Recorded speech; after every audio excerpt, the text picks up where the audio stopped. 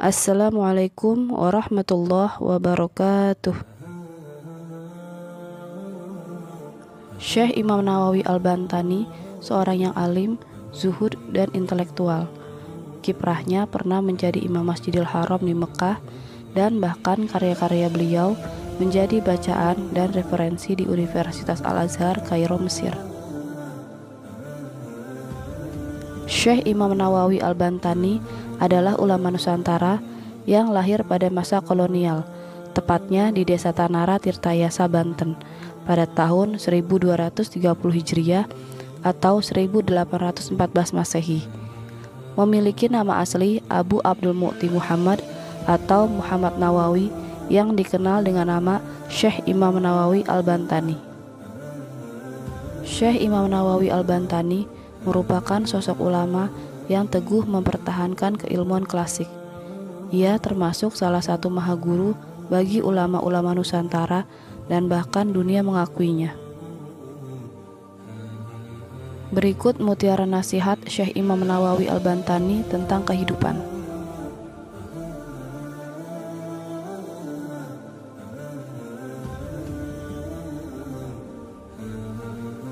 Hendaklah engkau bersyukur kepada Allah Subhanahu wa Ta'ala dan berterima kasih kepada kedua orang tuamu.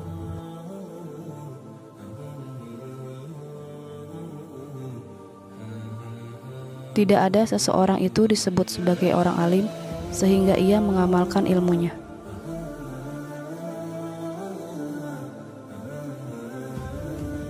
Bingung dalam memikirkan perkara dunia akan menjadi hati gelap, sedangkan bingung memikirkan akhirat akan menjadikan hati terang.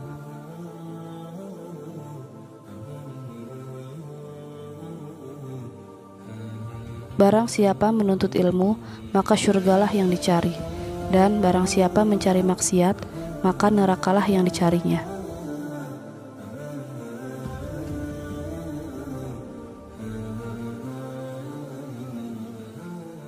Orang mulia tidak berani berbuat maksiat kepada Allah Subhanahu wa Ta'ala, dan orang yang bijaksana tidak akan mementingkan dunia mengatasi kepentingan akhirat.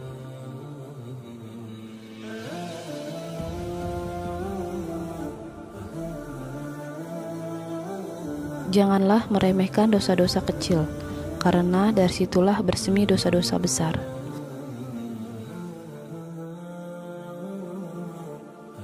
Sesungguhnya perbuatan baik dapat menghapuskan dosa dari perbuatan buruk, seperti mata air menghilangkan kotoran.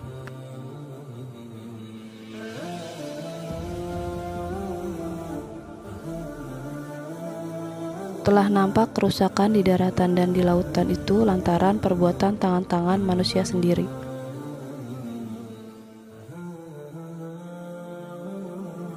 Daratan adalah lidah, sedangkan lautan adalah hati.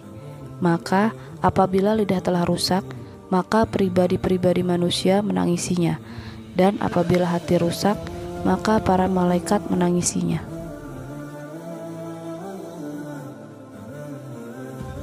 Siapa yang mencintai sesuatu, maka bersedialah ia menjadi hamba abdinya.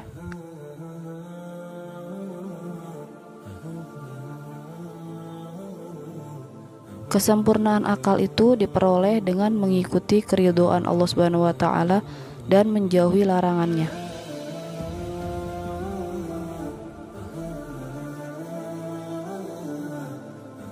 Jika kamu ingin bersenang-senang kepada Allah Subhanahu wa Ta'ala, maka patahkanlah kecintaanmu terhadap dirimu sendiri.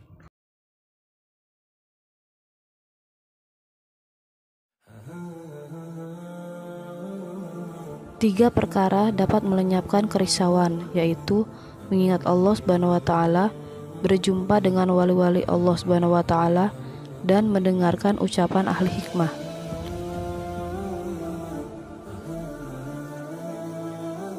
Sangatlah beruntung bagi orang yang meninggalkan dunia sebelum dunia meninggalkan dirinya, orang yang membangun kuburnya sebelum ia memasukinya, dan orang yang bersikap ridho kepada Allah Subhanahu wa Ta'ala sebelum ia menemuinya. Zuhud itu ada tiga: sederhana, kholwat, yakni mengasingkan diri untuk beribadah, dan lapar.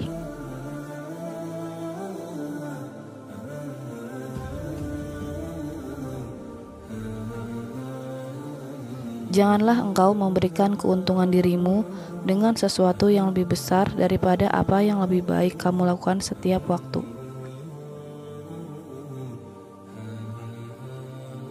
Barang siapa yang mengkhianati Allah Subhanahu wa taala dengan sembunyi-sembunyi, maka Allah Subhanahu wa taala akan membuka tabir aibnya. Jihad yang paling utama ialah menyatakan kebenaran di sisi seorang raja yang zalim.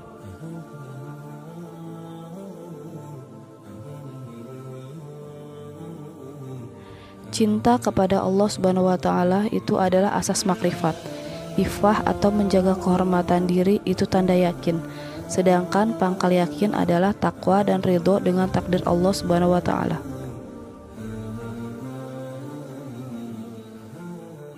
Jangan sampai kita terlena kata mutiara untuk memenuhi kekayaan duniawi yang sifatnya hanya sementara saja, hingga kita lupa akan tugas kita yang sesungguhnya di dunia ini, yaitu mengumpulkan perbekalan untuk menuju kampung akhirat yang kekal.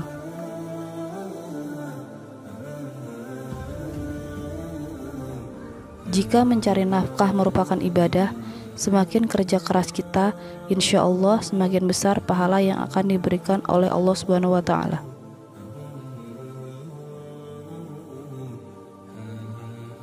Niat adalah ukuran dalam menilai benarnya suatu perbuatan. Oleh karenanya, ketika niatnya benar, maka perbuatan itu benar, dan jika niatnya buruk, maka perbuatan itu buruk.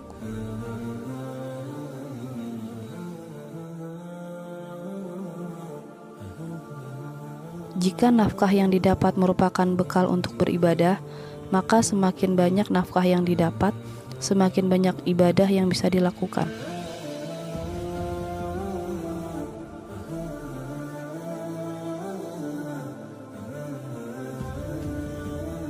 Jika Allah Subhanahu wa taala yang menjadi tujuan, kenapa harus dikalahkan oleh rintangan-rintangan yang kecil di hadapan Allah Subhanahu wa taala?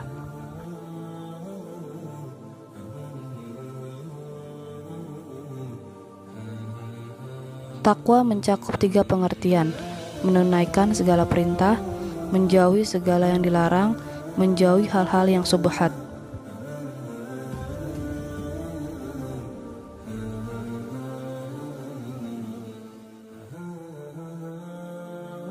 Ketahuilah bahwa kebahagiaan hakiki bukanlah kebahagiaan yang didapat dari harta benda, tetapi kebahagiaan hakiki adalah kebahagiaan yang didapat dari kebersamaan dengan Allah Subhanahu wa taala. Janganlah berputus asa dalam menghadapi cobaan dan kesulitan, karena Allah selalu memberikan jalan keluar bagi hambanya yang sabar dan tawakal.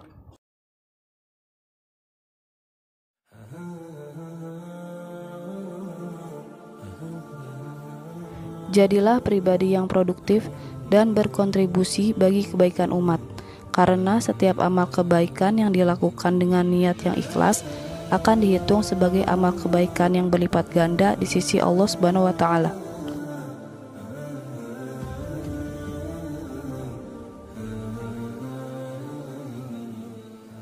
Ingatlah selalu akan akhirat dan berbuatlah sebaik mungkin dalam kehidupan dunia ini, karena akhirat adalah tujuan akhir dari kehidupan kita, dan kita akan dimintai pertanggungjawaban atas segala amal kita di akhirat kelak.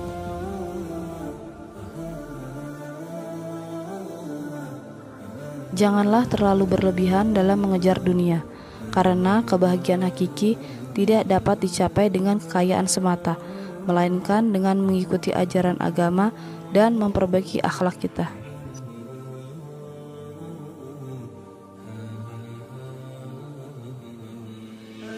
Jadilah pribadi yang selalu berpikir positif, bersyukur atas nikmat yang diberikan Allah Subhanahu wa taala, dan selalu berusaha untuk meraih kesuksesan yang sejalan dengan ajaran agama.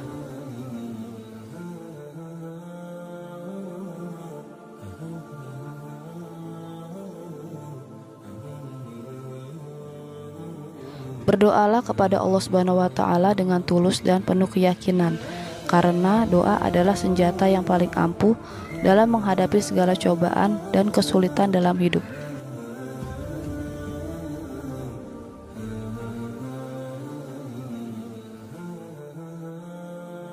Tidak ada kekuatan yang lebih besar daripada kekuatan kesabaran dan keteguhan hati dalam menghadapi berbagai cobaan dan kesulitan hidup.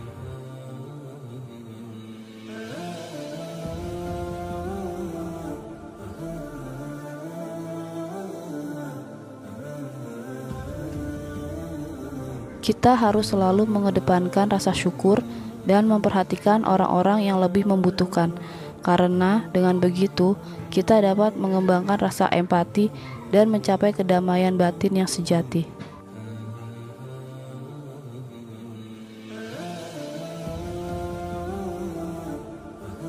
Jangan pernah menyerah pada kegagalan atau kesulitan yang dihadapi, karena setiap kesulitan akan membawa kita pada kesempatan untuk belajar dan tumbuh menjadi pribadi yang lebih baik lagi.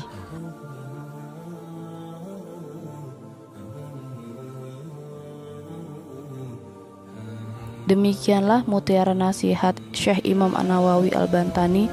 Semoga menginspirasi dan bermanfaat untuk kehidupan kita sehari-hari. Wassalamualaikum warahmatullahi wabarakatuh.